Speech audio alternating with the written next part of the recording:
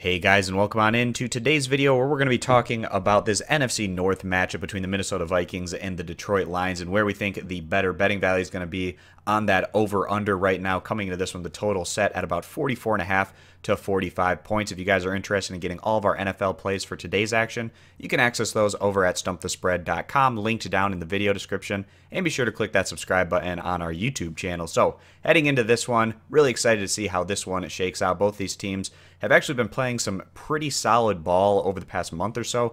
Minnesota, they've been climbing, right now standing 8-2 overall. And it's really been a great story here for this Vikings team. They've been doing it on the defensive side of the ball, but their offense has also been developing. They've been doing it with their backup quarterback, Keenum. And it'll be interesting to see how that particular situation plays itself out now that Bridgewater looks like he is starting to get healthy enough to potentially play at some point. But Keenum, he's playing well. The team is winning with him under center. So you might not want to mess up the chemistry that's currently going on with the Vikings on the offensive side of the ball, but they've just been looking really good. They opened up the year 2-2 overall, and since then, actually their last loss was at home against the Detroit Lions in what was a defensive battle, losing that one by a final of 7-14. So the total number in that one just reaching 21 total points. But since that loss against the Lions, the Vikings have gone on to win the last 6 games in a row. They rank 4th in the NFL right now in total team defense and 11th in total team offense. Their plus-minus is at about a touchdown to the positive side, and their offense has been a very balanced attack. They rank 11th in all of the NFL in passing as well as 8th in rushing.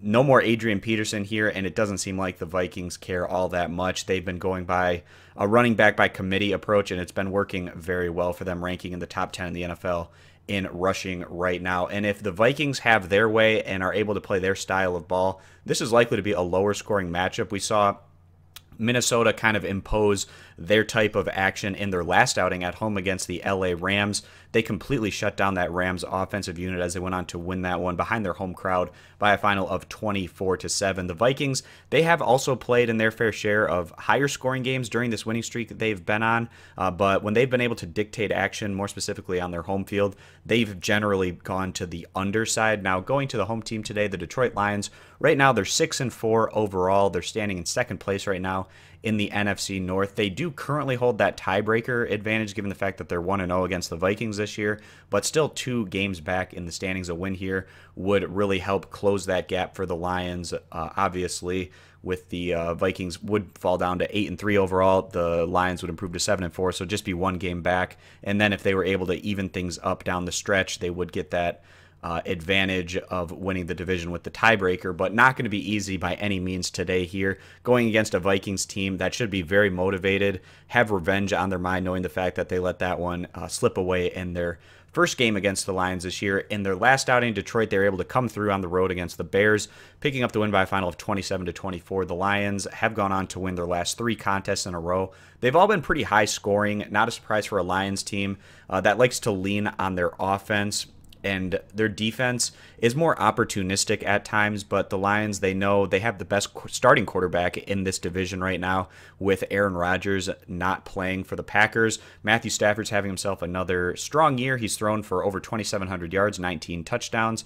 Right now, the Detroit pass game ranks 6th in the NFL in average yards per game. They rank 5th in the NFL in scoring average. It's going to be very interesting to see how this Detroit offensive attack, which it's 5th right now in the NFL, goes on their home field today against a Minnesota defense that's one of the top units in the league as well. So it's the strength of the Detroit offense against the strength of the Minnesota defense.